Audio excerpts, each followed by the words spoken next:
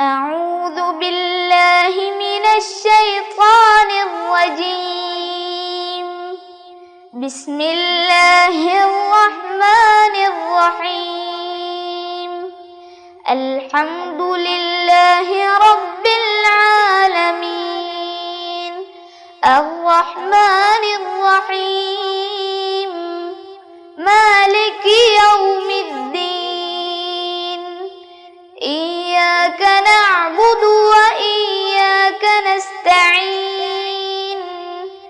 اهدنا الصراط المستقيم. صراط الذين أنعمت عليهم غير المغضوب عليهم ولا الضالين.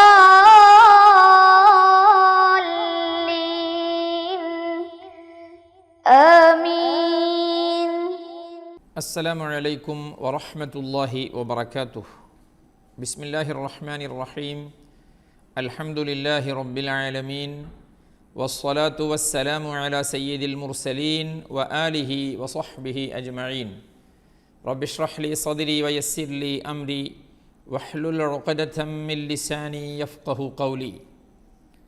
ഏറ്റവും സ്നേഹവും ബഹുമാനവുമുള്ള രക്ഷിതാക്കളെ, പ്രിയപ്പെട്ട സഹോദര സഹോദരിമാരെ, വിദ്യാർത്ഥിനികളെ, മുതഅല്ലിം സുഹൃത്തുക്കളെ, സുന്നി വിദ്യാഭ്യാസ ബോർഡിൻ്റെ കീഴിൽ നടക്കുന്ന തദ്രീബ് ഖത്മുൽ ഖുർആൻ പാരായണ പഠന ക്ലാസിൻ്റെ രണ്ടാമത്തെ ബാച്ചിൻ്റെ 144-ാമത്തെ ക്ലാസ്സിലാണ് നമ്മളെല്ലാവരും.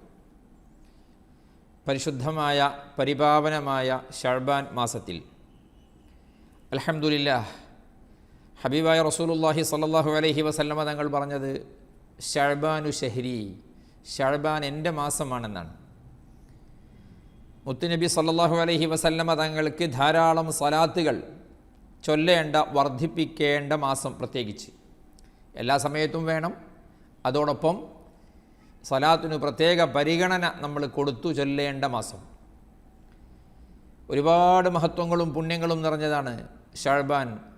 കാരണം തൊട്ടടുത്ത് റമദാൻ വരുന്നു. ഷഹ്റു റമദാൻ അല്ലദീ ഉൻസില ഫീഹിൽ ഖുർആൻ.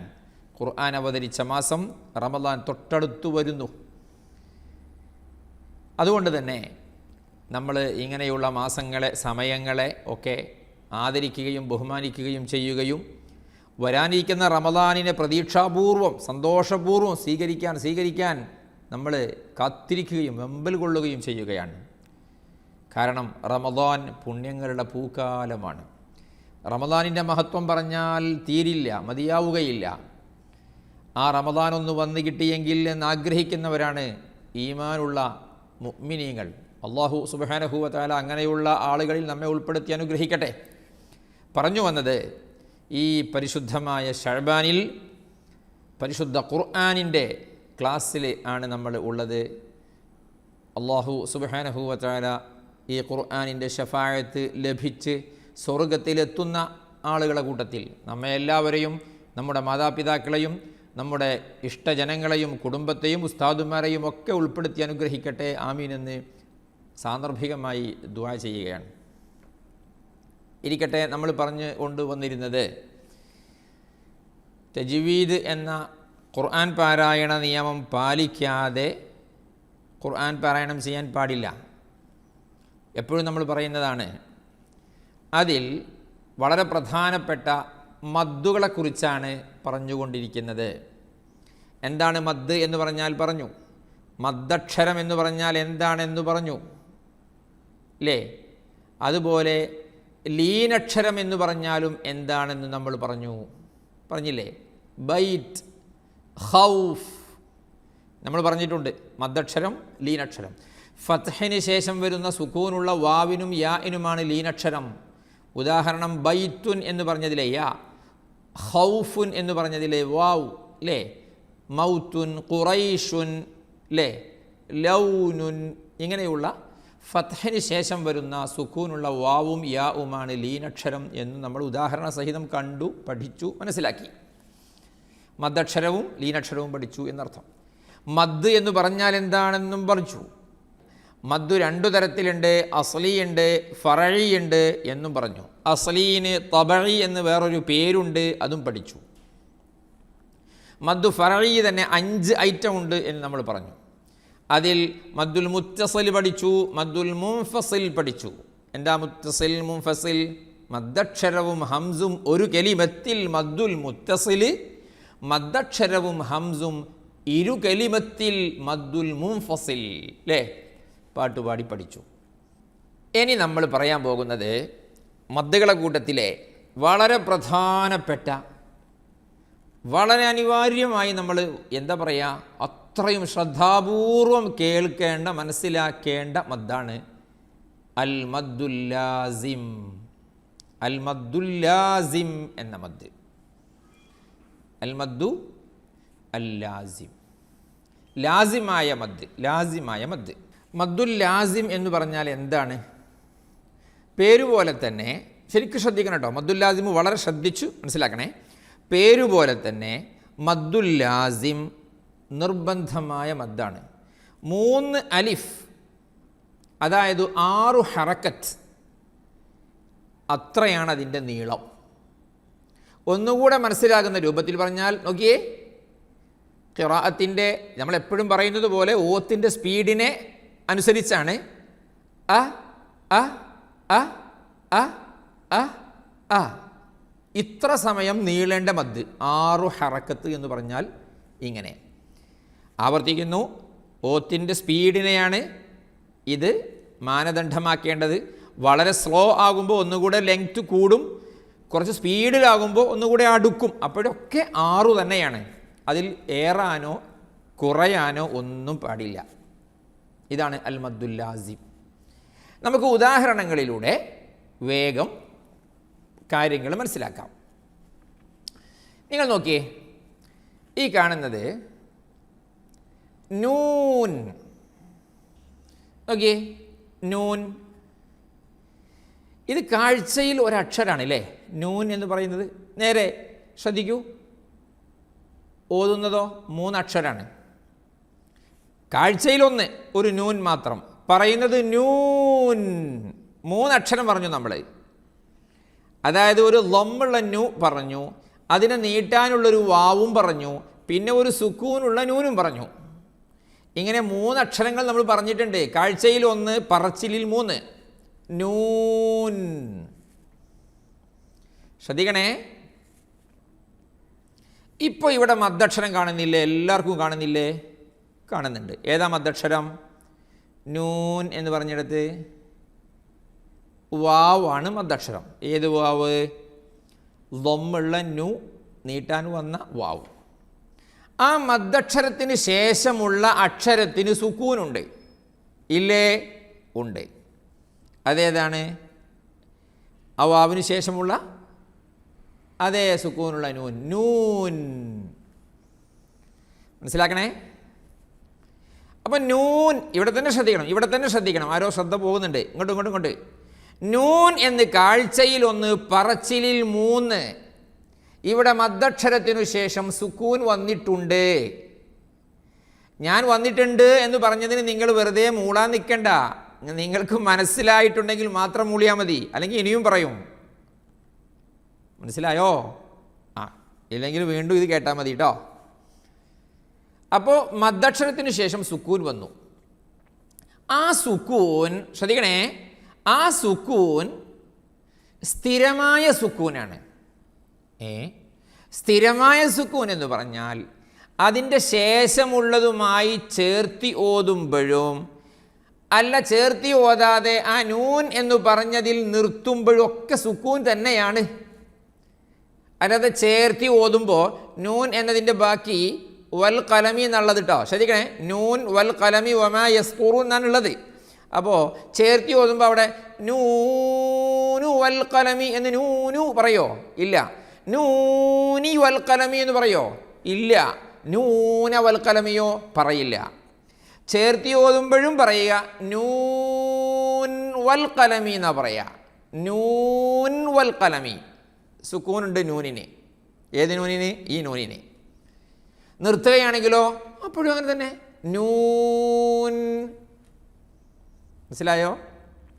ഇങ്ങനെ ചേർത്തി ഓതുമ്പോഴും നിർത്തുമ്പോഴും ഉണ്ടാകുന്ന സുക്കൂൻ, അതാണ് സ്ഥിരമായ സുക്കൂൻ എന്ന് പറയുന്നത്. മദ്ദക്ഷരത്തിൻ്റെ ശേഷം ശ്രദ്ധിക്കുക, മദ്ദക്ഷരത്തിൻ്റെ ശേഷം ഇവിടെ സ്ഥിരമായ സുക്കൂൻ വന്നിരിക്കുന്നു. എവിടെ? നൂൻ എന്നതിൽ. അതുകൊണ്ട് ഈ മദ്ദക്ഷരത്തെ കൂടുതൽ നീട്ടണം. എത്ര നീട്ടണം? 3 അലിഫ് നീട്ടണം, അതായത് 6 ഹർക്കത്തു നീട്ടണം. ഇതിനാണ് മദ്ദുൽ ലാസിം എന്ന് പറയുക. മനസ്സിൽ ആയോ? നമുക്ക് വേറെ ഒരു ഉദാഹരണം കൊടുക്കാം. ഖാഫ് അല്ലേ? ഖാഫ് വൽ ഖുർആനിൽ മജീദ് ഇല്ലേ? നോക്കിയ സ്ക്രീനിൽ ഖാഫ്, കാഴ്ചയിൽ 1. എങ്ങനെ ഓതണം? ഖാഫ്. ഖ എന്ന ഫത്ഹുള്ള അക്ഷരത്തെ നീട്ടാൻ അലിഫ്. ഖാ. പിന്നെ വന്നതോ? ഫഇന് സുക്കൂൻ. മദ്ദക്ഷരമാകുന്ന അലിഫിന് ശേഷം സുക്കൂൻ വന്നു. ഈ സുക്കൂൻ ശേഷമുള്ള അതുമായി ചേർത്തി ഓതുമ്പോൾ ഖാഫ് വൽ ഖുർആനി എന്നാണ് ഓതുക. അല്ലാതെ എങ്ങനെ ഓതൂല? ഖാഫു വൽ ഖുർആനിയോ ഖാഫി ഖുർആനിയോ അങ്ങനെയൊന്നും ഓതൂല്ല. ഖാഫ് വൽ ഖുർആനി. ഇവിടെയും മദ്ദക്ഷരത്തിനു ശേഷം സുക്കൂൻ സ്ഥിരമായി. അപ്പോൾ ഈ മദ്ദക്ഷരത്തെയും കൂടുതൽ നീട്ടണം. അതുകൊണ്ട് ഇതും മദ്ദുൽ ലാസിമാണ്. ഇപ്പം എന്തു മനസ്സിലായി? മദ്ദുൽ ലാസിം എന്ന് പറഞ്ഞാൽ മദ്ദക്ഷരത്തിനു ശേഷം സ്ഥിരമായ സുക്കൂൻ വന്നാൽ, നോക്കിയേ, ഖാഫ് ഒരു സാധനമാണ്, നൂൻ അതൊരു സാധനം. സാധനം മീൻസ് ഒരു വേർഡാണ്, ഒരു കെലിമത്താണെന്ന് പറയാം. ഒരു ഹർഫാണ്, പക്ഷെ ഒരർത്ഥത്തിൽ അതിനൊരു കെലിമത്ത് എന്ന് നമുക്ക് ഇപ്പോൾ തൽക്കാലം പറയാം. ഒരു പദം, ആ ഒരു പ്രയോഗം മനസ്സിലാക്കുക. മദ്ദക്ഷരത്തിനു ശേഷം സ്ഥിരം സുക്കൂൻ വന്നു, കൂടുതൽ നീട്ടണം. ഇതിനാണ് മദ്ദുൽ ലാസിം എന്ന് പറയുക. വേറെ ഒരു ഉദാഹരണം നോക്കിയേ. അലിഫ് ലാം മീം. ശരിക്കും നോക്കണേ, ശ്രദ്ധിക്കണേ. 3 അക്ഷരമല്ലേ കാണാനുള്ളത്? കേൾക്കാൻ എത്ര എണ്ണമുണ്ട്? 9 എണ്ണം. എത്ര? 9. ഓക്കെ. അലിഫ് ലാം മീം. അലിഫ്, ഓക്കെ. അതിലിപ്പോൾ മദ്ദക്ഷരമൊന്നും വരുന്നില്ല. ലാം എന്ന് പറഞ്ഞത് നോക്കിയ മദ്ദക്ഷരം, ഫത്ഹുള്ള ലാന നീട്ടാൻ നോക്കി അലിഫ് വന്നു. പിന്നെ ലാം.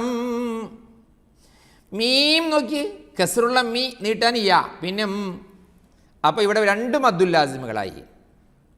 ആയില്ലേ? ആയില്ലേ? ആയി. ശരിക്കും ശ്രദ്ധിക്കണേ. അപ്പോൾ അലിഫ് ലാം മീം എത്ര മദ്ദുൽ ലാസിമുകളുണ്ട്? 2 എണ്ണം. ഇവിടെ ഒരു കാര്യം ശ്രദ്ധിക്കണം. ലാം എന്ന സുക്കൂനുള്ള മീമിനെ മീം എന്ന് പറഞ്ഞ കസ്റുള്ള മീമിലേക്ക് ഇദ്ഗാമും ചെയ്യണം. അപ്പോൾ ശബ്ദം വരും. അലിഫ് ലാം മീം ഓതണം. അപ്പോൾ അതിലെത്ര മദ്ദുൽ ലാസിമുണ്ട്? 2 മദ്ദുൽ ലാസിമുണ്ട്. മനസ്സിലായല്ലോ? ആയി. ഇനി വേണോ? നമുക്ക് വേറൊന്നും എടുക്കാം. അലിഫ് ലാം റാ. നോക്കി, അതും കൂടി നോക്കി, കാണുന്നില്ലേ? അലിഫ് ലാം റാ. കാഴ്ചയിൽ 3, പറയാനോ? അലിഫ് 3 അക്ഷരം, ലാം 3 അക്ഷരം, റാ 2 അക്ഷരം. അലിഫ് മദ്ദക്ഷരം വരുന്നില്ല, ലാം മദ്ദക്ഷരം വരുന്നുണ്ട്. റാ ഓക്കെ, റാ എന്നാണ് ഓതുക അല്ലേ? അപ്പോൾ മദ്ദക്ഷരം വരുന്നുണ്ട്, ശേഷം സുക്കൂനില്ല. ഉണ്ടോ? ഇല്ല. റാ എന്നാണ്. അപ്പോൾ ഫത്ഹുള്ള റ നീട്ടാൻ അലിഫ്, ശേഷം ഹംസുല്ല സുക്കൂനും ഇല്ല. ആ അക്ഷരത്തിൻ്റെ പേര് റാ എന്നാണ്, നമ്മൾ അന്ന് പഠിച്ചിട്ടുണ്ട്. അല്ലാതെ റാ എന്നല്ല. അങ്ങനെ അതിന് വേറെ പേരുണ്ട്. ഹിജാസുകാർ ഇതിന് പ്രയോഗിച്ച പേര് റാ എന്നായതുകൊണ്ട് അങ്ങനെയാണ് ഖുർആൻ ഇറങ്ങിയിട്ടുള്ളത്. അപ്പോൾ അലിഫ് ലാം റാ, റാ കുറച്ച് കിട്ടിയാൽ മതി. കാരണം എന്താ? മദ്ദക്ഷരത്തിന് ശേഷം ഹംസ ഉണ്ടോ? ഇല്ല. സുക്കൂനുണ്ടോ? ഇല്ല. കൂടുതൽ നീട്ടണമെങ്കിൽ എന്ത് വേണം? മദ്ദക്ഷരത്തിന് ശേഷം ഹംസയോ സുക്കൂനോ വേണം. റാ ഒന്നുമില്ല, മദ്ദക്ഷരത്തിന് അങ്ങ് നിർത്തുകയാണ്. ലാം അങ്ങനെയല്ല, മദ്ദക്ഷരത്തിന് ശേഷം സുക്കൂനുണ്ട്, സ്ഥിരം സുക്കൂനുണ്ട്. അപ്പോൾ അലിഫ് ലാം റാ എത്ര മദ്ദുൽ ലാസിമുണ്ട്? 1 ഉണ്ട്. ഇനി നോക്കിയേ, ഒന്നുകൂടെ കയറാം, ഒന്നുകൂടെ നോക്കി അലിഫ് ലാം മീം റാ. ഇതിൽ എത്ര ഉണ്ട്? അലിഫിൽ മദ്ദക്ഷര ഇല്ല, ലാം മീം റാ മദ് ലാസിമില്ല, മദ് ഫറഇയ്യല്ല, അസ്ലി മാത്രം, മദ്ദക്ഷരം മാത്രം റാ. മനസ്സിലായോ? ഓക്കെ. ഇപ്പോൾ എന്തു മനസ്സിലായി? മദ്ദക്ഷരത്തിനു ശേഷം ശ്രദ്ധിക്കൂ, മദ്ദക്ഷരത്തിനു ശേഷം അതേ കെലിമത്തിൽ സ്ഥിരം സുക്കൂൻ വന്നാൽ അതിന് മദ്ദുൽ ലാസിം എന്ന് പറയുന്നു. ശ്രദ്ധിക്കണം, താരീഫ് പൂർണ്ണമായിട്ടില്ല. 1-2 ക്ലാസ്സുകളിൽ കൂടി നമുക്ക് മദ്ദുൽ ലാസിമിനെ വിശദീകരിക്കേണ്ടി വരും. അപ്പോൾ ആ 2 ക്ലാസ്സും കഴിയുമ്പോഴേ ഇത് പൂർണ്ണമാവുള്ളൂ. ഇപ്പം നമ്മൾ ഇവിടെ പറഞ്ഞ് നിർത്തുകയാണ്. മനസ്സിലാവുണ്ടോ? മദ്ദക്ഷരത്തിനു ശേഷം അതേ കലിമത്തിൽ സ്ഥിരമായ സുക്കൂൻ വന്നാൽ ഉണ്ടാകുന്ന മദ്ദിനാണ് മദ്ദുൽ ലാസിം എന്ന് ഇപ്പോൾ പറയാം. ഓക്കെ, കുറേ ഉദാഹരണങ്ങൾ നമ്മൾ കണ്ടു, നമ്മൾ പഠിച്ചു, നമ്മൾ മനസ്സിലാക്കി. ഓക്കെ അല്ലേ? ഓക്കെയാണ്. ഇനി ഞാൻ ഒന്നും കൂടെ പറയണം. സ്ക്രീനിൽ നോക്കിയേ, ഇതെന്താണ്? അൽ ഹാഖ അല്ലേ? അൽ ഹാഖ എന്നാണ്. ഇതിലിപ്പോൾ ശരിക്കും എത്ര അക്ഷരങ്ങളുണ്ട്? നിങ്ങളൊന്ന് പറഞ്ഞേ. മിണ്ടാതിരിക്കല് പറയുന്നേ, എത്ര അക്ഷരങ്ങളുണ്ട്? അൽ 2 എണ്ണമായി അല്ലേ? ഹാ നീട്ടാനും അലിഫ് 2 എണ്ണമായി, ഇപ്പം 4 എണ്ണമായിട്ടോ. പിന്നെയോ ഒരു ശദ്ദുള്ള കാഫ് ഉണ്ടില്ലേ? ശദ്ദുള്ള ഒരു അക്ഷരം എന്ന് പറഞ്ഞാൽ എത്ര അക്ഷര? 2. അപ്പോൾ 5, 6. പിന്നെ അവസാനത്തൊരു ഹാത്തായി ഉണ്ട്. ശരിക്കും പറഞ്ഞാൽ 7 അക്ഷരങ്ങളുണ്ട് അതിൽ. കാണാൻ 6 കാണുള്ളൂ. കാരണം എന്താ? കാഫിന് ശദ്ദുള്ളത് കൊണ്ട് ഉള്ളിൽ ഒരു ഖാഫ് കൂടെയുണ്ട്. ശരിക്കും പറഞ്ഞാൽ നേരത്തെ നമ്മൾ വിശദീകരിച്ചു പറഞ്ഞിട്ടുണ്ട് ചില സാഹചര്യങ്ങളിലൊക്കെ ശദ്ദുള്ളൊരക്ഷരം 2 അക്ഷരമാണ് എന്ന്. അപ്പോൾ ശരിക്കും പറഞ്ഞാൽ അൽ ഹാഖ എന്ന് പറഞ്ഞാൽ അതിൻ്റെ പിരിച്ചെഴുതിയാൽ അൽ ഹാഖഖതു എന്നുണ്ടാവുക. എന്താണ്ടാവുക? അൽ ഹാഖഖ. അപ്പോഴാണ് അത് ശദ്ദുള്ളൊരക്ഷരമായി മാറുക. സുക്കൂനുള്ള ഒരക്ഷരവും ഹർക്കത്തുള്ളൊരക്ഷരവും കൂടി ചേരുമ്പോഴാണ് ശദ്ദുള്ളൊരക്ഷരമായി മാറുക. റബ്ബി എന്ന് പറഞ്ഞാൽ റബ് ബി എന്നാണ് ശരിക്കും പറഞ്ഞാൽ ഉള്ളത്. മനസ്സിലായോ? അപ്പോൾ ശരിക്കും നോക്കിയേ, അൽ ഹാഖ എന്ന് പറഞ്ഞിടത്ത് ഇങ്ങോട്ട് നോക്കിയേ, ഇങ്ങനെ കാണാം. എങ്ങനെ കാണാം? അൽ ഹാഖഖതു. ഓക്കെ, ബോധ്യമായോ?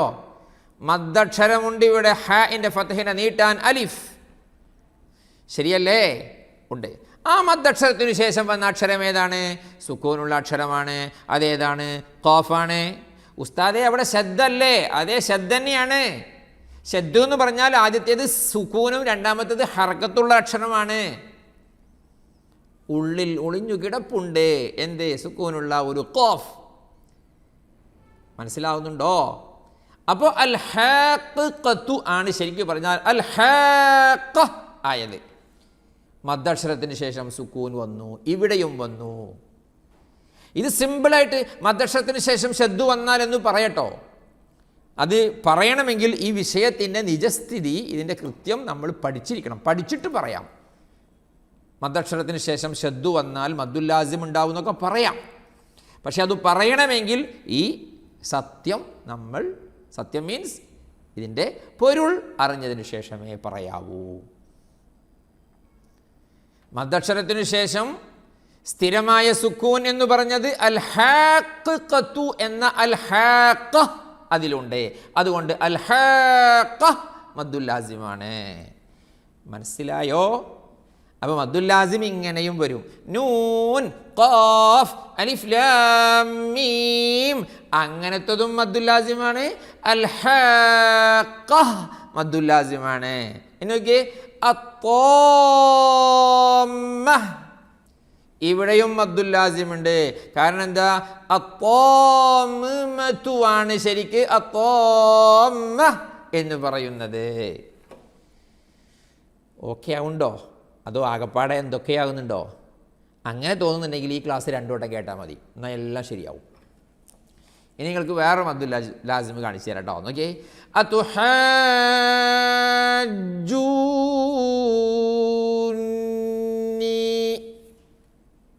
ഇതിൽ 2 മദ്ദുൽ ലാസിമുകളുണ്ട്. ഓക്കെ, ഇതാണ് ഈ സാധനം. ഏതാണ് ആ സാധനം? അതുഹാജൂനി ആണ്. അതുഹാജിജൂനി എന്നത് മദ്ദക്ഷരത്തിന് ശേഷം സുക്കൂന് വന്നോ? അതുഹാജ് ജൂനി. അപ്പോൾ ഇതും മദ്ദുൽ ലാസിമാണ്. മദ്ദക്ഷരത്തിനു ശേഷം അതേ കലിമത്തിൽ സ്ഥിരം സുക്കൂൻ ഉണ്ടായാൽ അത് മദ്ദുൽ ലാസിമാകുന്നു. ധാരാളം ഉദാഹരണങ്ങൾ നമ്മൾ കണ്ടു, കേട്ടു, പഠിച്ചു, മനസ്സിലാക്കി. മദ്ദുൽ ലാസിം ഇതോടുകൂടി തീരുന്നില്ല. അടുത്ത ക്ലാസ്സിലുണ്ടാവും, ചിലപ്പോൾ അതിൻ്റെ അടുത്ത ക്ലാസ്സിലുണ്ടാവും. മനസ്സിലായോ? ഇപ്പോൾ നമുക്ക് ഇവിടെ ഈ വിഷയം അങ്ങ് സമാപിക്കാം. അല്പം ഓതാം, അടുത്ത ക്ലാസ്സിൽ ബാക്കി പറയാം. ശ്രദ്ധ വേണേ, ശരിക്കും ശ്രദ്ധ വേണം ഇൻഷാ അല്ലാഹ്. നമുക്ക് സൂറത്തു ത്വാഹ കുറച്ച് ഓതാം. ഈ ത്വാഹ എന്ന് പറഞ്ഞിടത്ത് ചില ആളുകളൊക്കെ തെറ്റായിട്ട് അങ്ങനെ ഓതും, ത്വാഹ അങ്ങനെ ഓതും. നോ, ത്വാഹ. ഇവിടെ നോക്കിയേ, ഫതഹുള്ള തോ എന്ന അക്ഷരത്തെ നീട്ടൻ അലിഫ്. പിന്നെ സുക്കൂനുണ്ടോ? ഇല്ല. പിന്നെ ഹ ആണ്. ആ ഹ എൻ്റെ ഫതഹനെ നീട്ടാനും അലിഫ്. സുക്കൂനുണ്ടോ? ഇല്ല. ഹംസ ഉണ്ടോ? ഇല്ല. അതുകൊണ്ട് മദ് അസ്ലി കൊടുത്ത് ത്വാഹ, ത്വാഹ. മനസ്സിലായോ? ത്വാഹ അത്ര നീട്ടിയാൽ മതി. ഓക്കെ. أعوذ بالله من الشيطان الرجيم. بسم الله الرحمن الرحيم. طه ما أنزلنا عليك القرآن لتشقى إلا تذكرة لمن يخشى تنزيلا ممن خلق الأرض والسماوات العلى الرحمن على العرش استوى له ما في السماوات وما في الأرض وما بينهما وما تحت الثرى وإن تجهر بالقول فإنه يعلم السر وأخفى الله لا إله إلا هو له الأسماء الحسنى. ഓക്കെ, طه ഓക്കെ ആണല്ലോ. ما أنزلنا عليك القرآن لتشقى. എൻ്റെ കൂടെ എല്ലാം മനസ്സിലൊന്ന് നോക്കിയേ. ما أنزلنا عليك القرآن لتشقى. ചില ആളുകൾ അവിടെ ലിതഷ്ഖാ നമ്മൾ അന്ന് പറഞ്ഞിട്ടുണ്ട്, വഖഫിൽ മദ്ദിൻ്റെ അടയാളം കണ്ടാലും അതിനൊരു റോളില്ല എന്ന് അല്ലേ. അതുകൊണ്ട് നിർത്തുമ്പോൾ ലിതഷ്ഖാ ഇല്ലാ തദ്കിറതൻ. ചേർത്ത് ചോദിക്കുമ്പോഴാണെങ്കിലോ ലിതഷ്ഖാ ഇല്ലാ തദ്കിറ അല്ലേ, മദ് മുൻഫസിലായി വരും. ഇല്ലാ തദ്കിറതൻ ലിമൻ യഖ്ശാ. തദ്കിറതൻ ലിമൻ എന്ന് പറഞ്ഞെടുത്ത് എന്തുണ്ട്? ഇദ്ഗാമും ബിലാ ഗുന്ന ഉണ്ട്. ലിമൻ യഖ്ശാ ഇദ്ഗാമും ബിഗുന്നയും ഉണ്ട്. തൻസീലൻ മിമ്മൻ ഖലഖൽ അർദ വസ്സമാവാതിൽ ഉലാ. തൻസീലൻ ഇഖ്ഫാ ഉണ്ട്. തൻസീലൻ മിമ്മൻ അവിടെ ഇദ്ഗാമും ബിഗുന്ന ഉണ്ട്. മിമ്മൻ ഖലഖൽ ഇദ്ഹാർ ഉണ്ട്, ഒക്കെ ഉണ്ട്. അതേപോലെ ഇവിടെ ശ്രദ്ധിക്കാനുണ്ട് കേട്ടോ, അലിഫിലാ നിർത്തുന്നത് അല്ലേ.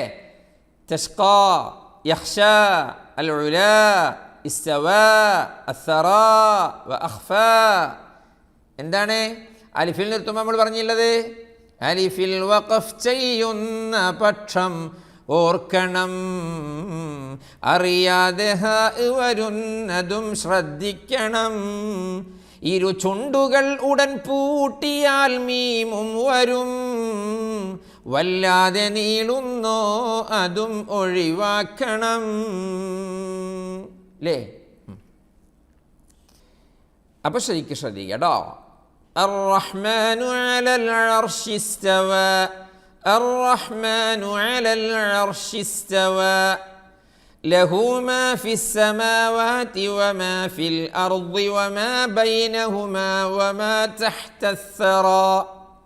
ലഹു മാ ഫിസ്സമാവാതി വമാ ഫിൽ അർദി വമാ ബൈനഹുമാ വമാ തഹ്തസ്സറാ. وإن تجهر بالقول فإنه يعلم السر وأخفى. يعني وإن تجهر بالقول فإنه يعلم السر وأخفى.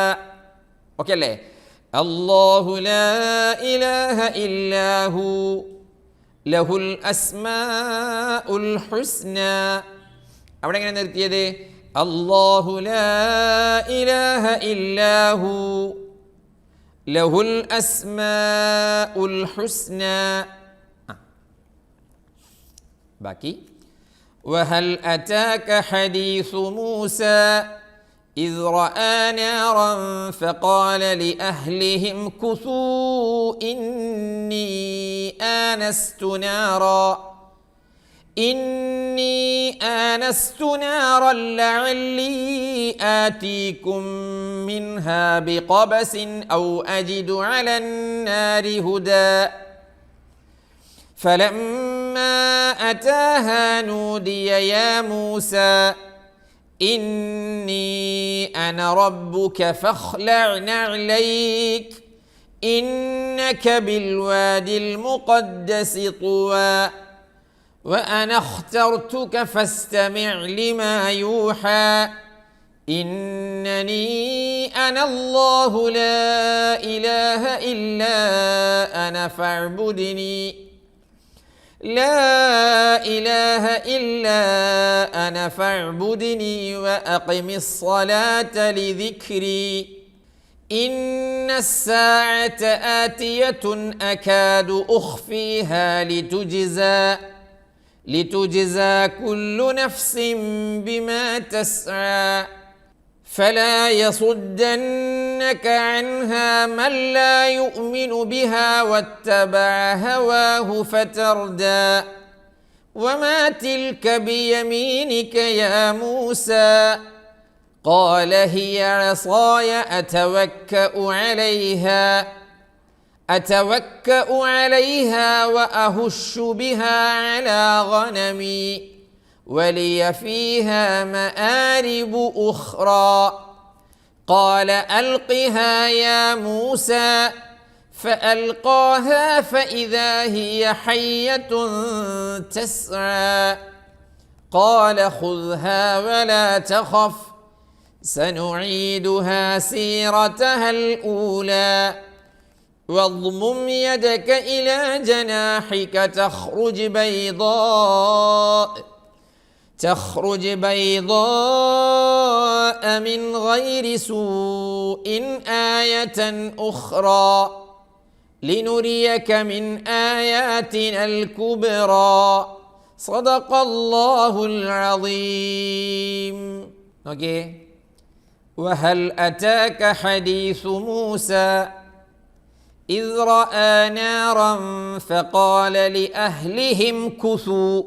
ശരിക്കും ശ്രദ്ധിക്കുന്നുണ്ട് അവിടെ لأهلهم كثوا ليه إني آنست نارا لعلي آتيكم منها بقبس أو أجد على النار هدى فلما أتاها نودي يا موسى إني أنا ربك فاخلع نعليك إنك بالوادي المقدس طوى.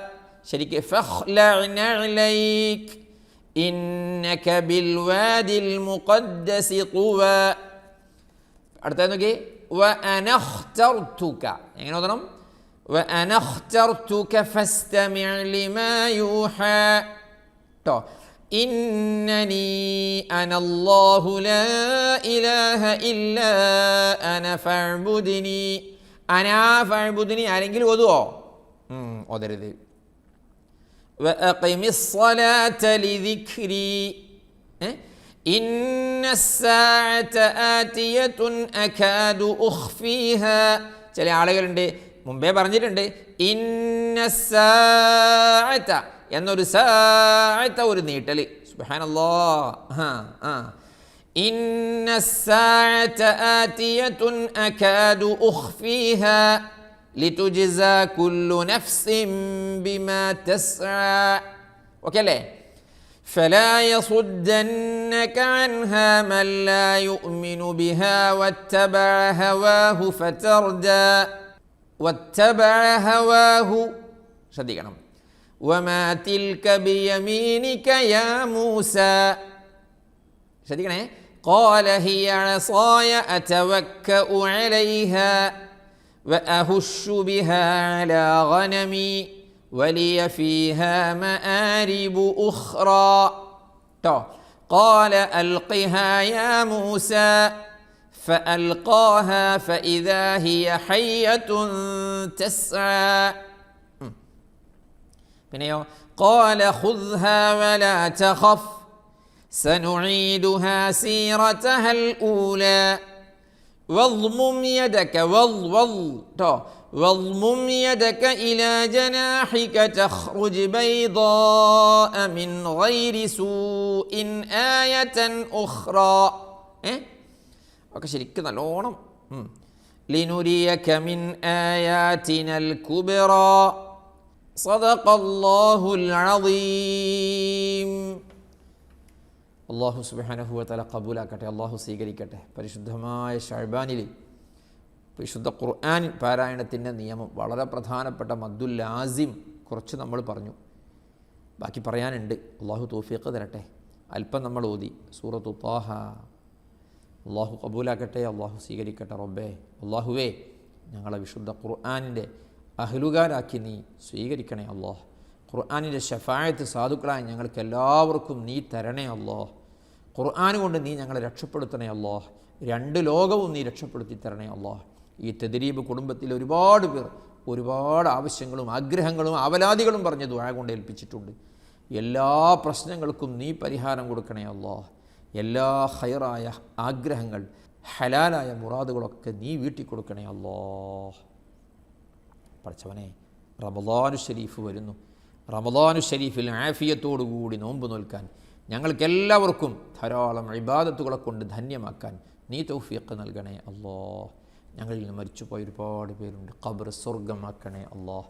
അവരെയും ഞങ്ങളെയും നീ നിൻ്റെ ജന്നാത്തുൽ ഫിർദൗസിൽ ഒരുമിപ്പിക്കണേ അല്ലാഹ്. ബിറഹ്മതിക യാ അർഹമർ റഹീമീൻ.